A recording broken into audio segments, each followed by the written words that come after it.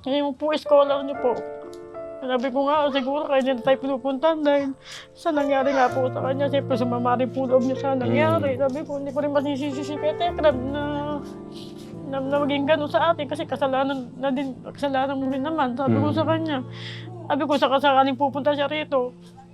Sabi ko nga, maghihi ako ng pasensya sa kanya sa nangyari sa anak ko na nagkaganyan, na pinag-aaral siya na sa ganyan. Kasi ayaw mo makinig. Kasi makikinig sa mga magulang. Kasi ano po, hirap niya ngayon. Hindi niya po ano po, siya sa ng mga ng anak niya. Tingnan mo sa mama mo, nagdudul sa ngayon. Lahat po ng nabangsawa niya, wala naman din po silbi. Siyempre, anak ko po, di ko mapabayaan. Sa una, napalpak na, pangalawa na naman, ayun na naman. Kami nga po ang nagbayad ng panganganak niya, nagkanda utang-utang ako. Hindi yung asawa nga, wala hanap buhay. Nasa bahay lang, mga barkada. Magkanong nautang ko sa ambulansya na pinakyan namin dahil tinanggal kami ng dalang ospital, nakarating kami JBL.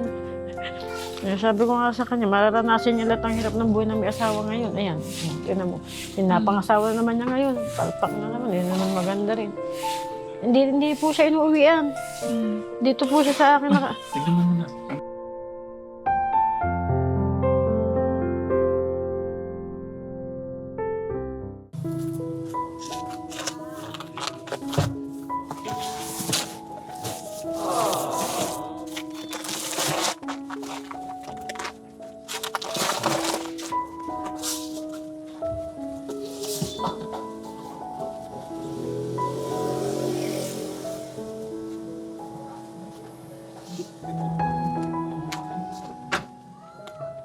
Ha?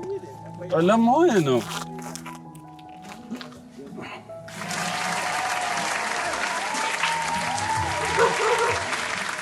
Huwag mo akong kagatin, ha. Nakagat na ako, ha.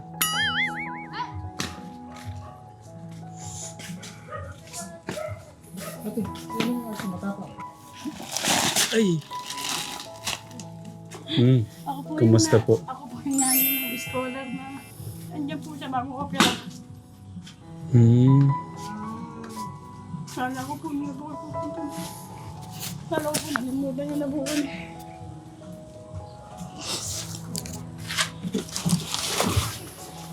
Kaya nung namatay po yung biyanan ko, yung nag-alaga po doon sa ipag kung ano, pagkalibing po, pinalipat na niya po kami rito. Ako po ang nag-aalaga doon sa may batang nakahiga. Ako po nagpapaligo, ako po lahat ang nag-aalaga po. Kaya di po ako makalis ng bahay kasi alagayin ko po siya ngayon. Ako po ang nag-aalaga simula po nung namatay yung biyanan ko. Inatake po kasi yung biyanan ko. Kaya po nung pinalayas po kami doon, pinalipat na niya po kami dito ngayon. Sorry po, namatay na pala si nanay. Oo po, inatake po siya. Bigla-bigla po yung pagkamatay. Palakas po nung umaga, tapos pagdating po nung hapon, inatake po, namatay na po. Dinala po namin sa hospital, dead arrival na po. Tapos yung pagkaliping po nung bilan ko, ako na po ang pinag-ano ng biyanan kong lalaki na mag-alaga. Kaya nga po hindi ako po nakakapaghanap buhay kasi wala po maiiwan. Hindi naman po kayong alaga ng mga anak ko kasi binubuhat ko po pag pinapaligo sasakay ko po sa folding bed. Inilalabas ko po, ayan po yung diyan ko po siya pinapahiga sa folding bed na yan. Diyan sa labas ko pinapaliguan, binubuhat ko po. Eto na po yung anak ng scholar niya. Malaki na po. Ako po nagpalaki dyan kasi hindi po siya inano ng tatay. Hindi siya nagtsapul po. Saan po si Crystal? Nasa Maynila na po, kuno po ng tiyahin namin. Namasukan po siya doon na ano. Saan po yung PWD? Nilipat na po dito sa may baba kasi mainit po dito. Lagi pong pinatira po niya sa baba nung lola nung biyanan ko, yung pong biyanan niya. Binaba na po doon sa may baba sa kabilang kwarto. Pinagamit po muna sa kanila kasi wala naman po nakatira. Pinalipat po muna doon sa merong malamig po. Tapos ngayon po, kami po ang pinatira niya rito. Mga anak ko, sama-sama na po kami rito. Nung pinalayas po kami, dito na po kami niya pinatira. Tapos nung po natutulog yung PWD, doon po namin pinupuntahan. Pagka pakakainin ko, papaliguan ko, ilalabas ko po doon. Sa bahay po na yun. Yan. Grabe ko nga po. Kabait naman po. Bali ka ano-ano po nung... Yung pong bilang kong lalaki, Bali po nanay yan. Ngayon namatay na po yung matandang babae, wala pong nakatira. Kesa daw po na yung bahay, pinalipat po sila dyan. Para daw po yung batang PWD, hindi po naiinitan pagka po. Ano po nila yung PWD? Bali, apo po nila. Apo Ah, po nila nung namatay. nagpadala po kasi si Tita Aida ng dyan, ng Opo. grocery. Opo. Tapos yung pamasko po niya, parang maagang pamasko ito eh. Opo, salamat po. Tapos yung PWD nga po dito. Opo. Tapos nandito po pala kayo na. Opo, dito na po kami pinatira. Simula po nung pagkalibing ng biyanan ko, lumipat na po kami dito. Dahil kinailangan na po yung tinitira namin yung lote. Binenta na po ng may-ari. Kaya po nalipat po kami dito ngayon. Mag-isang taon na po kami dito. Dahil isang taon na po namamatay ang biyanan ko. Magkasunod po silang namatay ng tatay ko. Nung nilapit ko po sa inyo na naka-colostomy bag po na di po ba? Binibigyan niyo po siya ng pambiling colostomy. Namatay na rin po yung tatay ko. Sorry po. Magkasunod po silang buwan namatay. April po yung binan ko. Tapos nag-isang buwan po yung binan ko. Yung tatay ko naman po namatay ng Mayo. April 28 po namatay. May 28 naman po yung tatay ko namatay. Sorry po sa... Opo. Kaya po nung lumapit po ko sa inyo, yung huling lapit ko po sa inyo na yun ng colostomy bag, yun na po yung huling lapit sa inyo, namatay na po yung tatay ko. Ng mga gamot. Ngayon po, scholar niyo po. Sabi ko nga, siguro kaya niya na tayo pinupuntan dahil sa nangyari nga po sa kanya. Siyempre, sumama rin po loob niya sa nangyari. Sabi ko, hindi ko rin masisisi si Tekram na maging gano'n sa atin kasi kasalanan mo rin naman. Sabi ko sa kanya. Sabi ko, sakaling pupunta siya rito. Sabi ko nga, maghihi ako ng pasensya sa kanya sa nangyari sa anak ko na nagkaganyan, na pinag-aaral siya na ganyan. First batch po siya, di ba? Opo. Isa sa mga first batch. Tapos, yung kasama niya na ho, may engineer na. Oo nga po. Si John Lloyd, Opo. may teacher na. Opo. Si Kuya Angelo. Opo. Tapos si Dinah. Kilala ko po yun, si Diana. Tapos si anak po ni Kuya Darius. Kaibigan niya po yun, Diana eh. First friend niya po yun. Tapos, si Mary Chris po pala, na-abroad po siya. Oo, yung Mary Chris, napapanood ko na sa bahay tabi ng ilugan nila. Maayos na yun. Napapanood ko po lahat na nag-update ko po Tignan yun. mo, tignan niyo po, dahil nasa na daw sila sa mga magulang, pinibless po sila. Kumusta po pala si Reyna May ngayon? Andyan po sa loob. Bagong opera po siya. Okay naman po siya. Okay naman po. Siya naman po, nakakaraos-raos. Pangatlo na po pala yan. Opo, siya pangalawa naman po kay Tekram. Ewan ko nga po, ba't parang puro siya sa pag-asawa, yun naman po asawa. Tamad, ay maghanap buhay. Sabi ko nga po, paano magbubuhay ang mga anak mo, kako? Kung ganyan kako, di maghanap buhay yung kako na yan. Tingnan mo, yan ba kako gusto mong buhay? Di ka ba naaawa sa sarili mo? Minsan ako nga po naaawa, lalo po sa mga anak. Pero kumusta po yung opera niya? Ano po ba? Isang linggo pa lang po. Ka-opera lang, kakaano lang po. Ba't ito na-operan? Cesarean po siya. Na-enclamp siya po siya. Yung inatake, tapakataas mo ng BP niya, 150/120 po.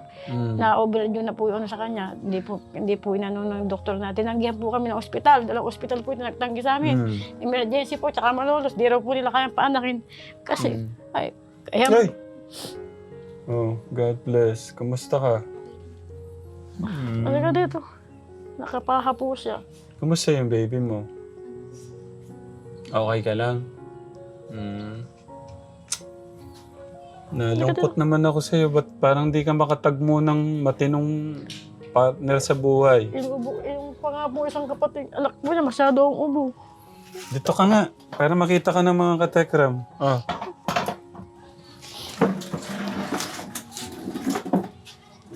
Kasi ayaw mo makinig. Guys, makikinig sa mga magulang. Kasi po, hirap niya ngayon. Hindi niya po siya sa ng mga ng anak niya. Tingnan mo sa mama mo, nagtutusa ngayon. Lahat po ng nabangsawa niya, wala naman din po silbi. Siyempre, anak ko po, di ko mapabayaan. Yun na naman o tayo. Kahit ulit-ulit yung kasalanan sa mga bata na lang po ako naaawa. Wala na naman po pabayaan ko. Minsan yung asawa niya, uuwi siya sa kalumpang. Iiwanan sila gabing-gabi. Barkada. Eh sabi ko, kasi uwi ka pa ng uwi yan. Sabi ko, imbes na ako pumirima ka dito ka ako, kakain kayo. Minsan, hindi raw sila inuwi. Ang gabi na, hindi pa sila kumakain. Ewan ko po, wala siya swerte sa pag-asawa. Puro ano. Sa una, napalpak na. Pangalawa na naman, ayun na naman. Kami nga po ang nagbayad ng panganganak niya. Nagkanda utang-utang ako. Hindi yung asawa nga, wala hanap buhay. Nasa bahay lang, mga barkada. Magganong nautang ko sa ambulansya na pinakyan namin dahil tinanggal kami ng dalawang ospital. Nakarating kami JBL. 3,000 yung binayad ko sa ambulansya. Inutang ko pa. 5,600 pa po yun. Alam mo ba meron na tayong engineer? Mga kasamahan mo daw. Gaday na. Kapag Sila abroad. yung ano mo, kabats. Nasa ano na siya ngayon? Sa Candaba City Hall. Si Dinah. Oh. Abot mo nga ito. Tapos si ano, nag-exam na ng ano. Nag-exam na siya sa board exam, si Kuya Angelo. Dahil sila nakinig muna sa mga magulang. Nakakaaway ko pa nga po yung balain niya. Sabi ko, nung alam niyo po ako mga anak, dapat obligasyon niyo po na maghanda kayo dahil lalaki inyo. Kayo kailangan, hindi talaga pong makakapal po ang mukha. Hindi po talaga kami tinulungan.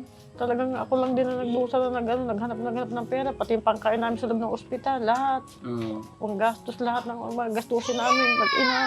Tapos kasama nga namin yung asawa, wala naman silbi, wala naman din dalang pera. Ako din ang gumastos lahat ng mga gastusin namin ng mga pinambili-bili ng mga pagkain. Buti nga po, nakapagtinda ako ng mga ano na nakakarami.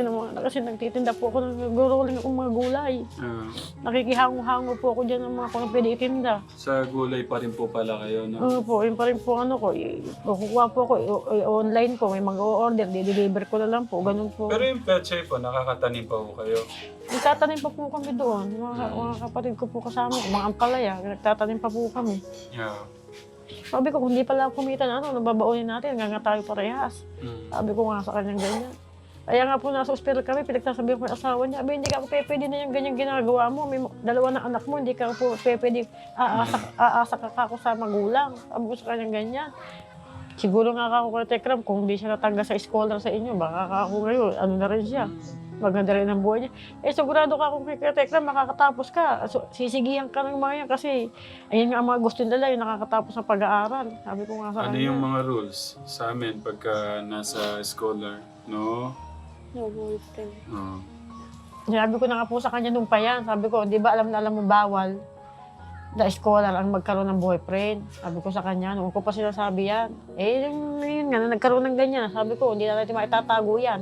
Tsaka, Makikita at makikita hanggang po mo. pagkatapos naman, malaya ka na pagka ano, di ba? Pagka nakatapos ka na at meron ka ng, sa tingin mo kaya mo ng buhayin yung magiging pamilya mo. Madali na yun. Ngayon, inuna mo yung, yun nga. Hindi mo muna inayos yung future mo, yung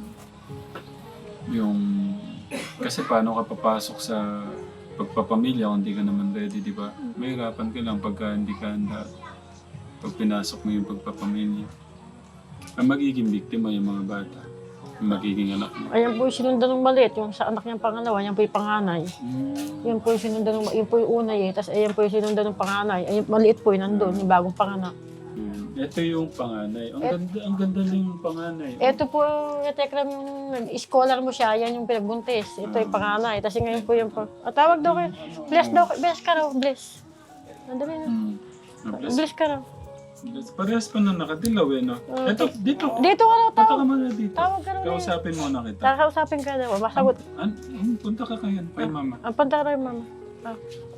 Anong pangalan mo? Yung raw pangalan mo na. Para marinig ka. Patanungin ka. Ano ba siya? English? Tagalog? Tagalog po. At lakasan mo daw. Anong name mo? Ano raw pangalan mo? Ano raw pangalan mo raw? Ano raw pangalan mo? Anong name mo? Anong Ano pangalan? pangalan mo raw? Nahihiya po. Ano raw? Xiaomi po. Ganda niya, oh. Xiaomi po. Sabihin mo daw na. Lilit ng mukha.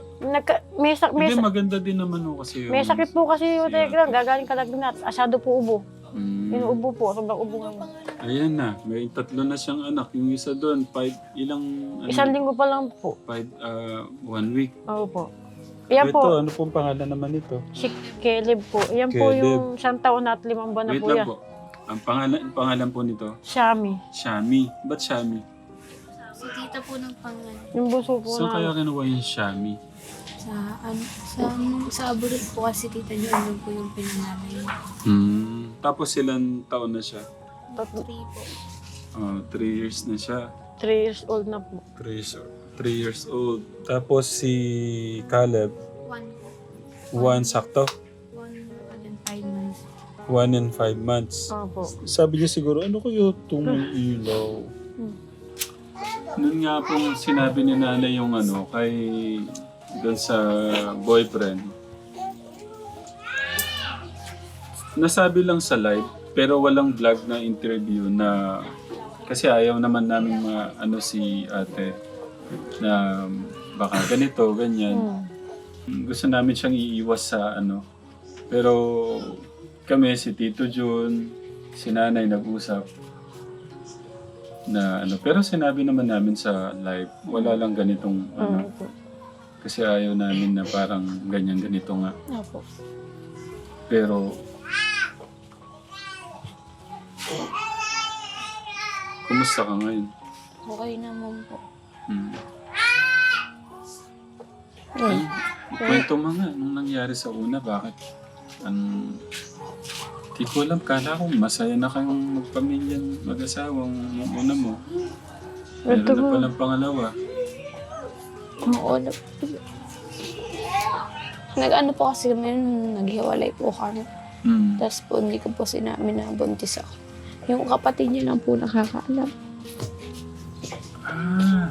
Bali yung pangalawa pala na to, anak pa nung una. Hindi po. Ano na po yan?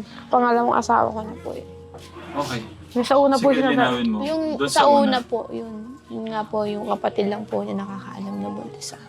Tapos po nung sinabi na po ng kapatid niya na yun po sa nanay niya na buntis ako.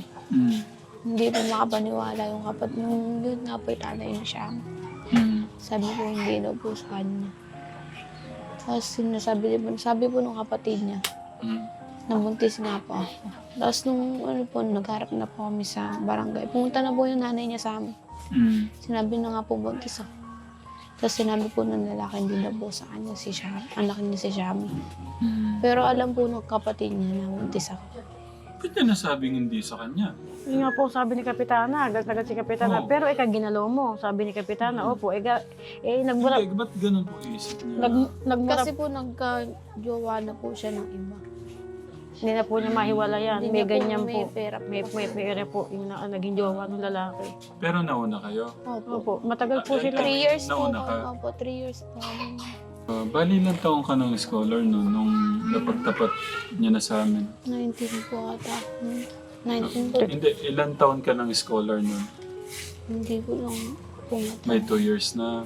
wala pa po at Wala pang 2 years. Pa 2 years na nung... Oo, yung pong, ano kasi tatlong taon na po si Shami ngayon. Mm.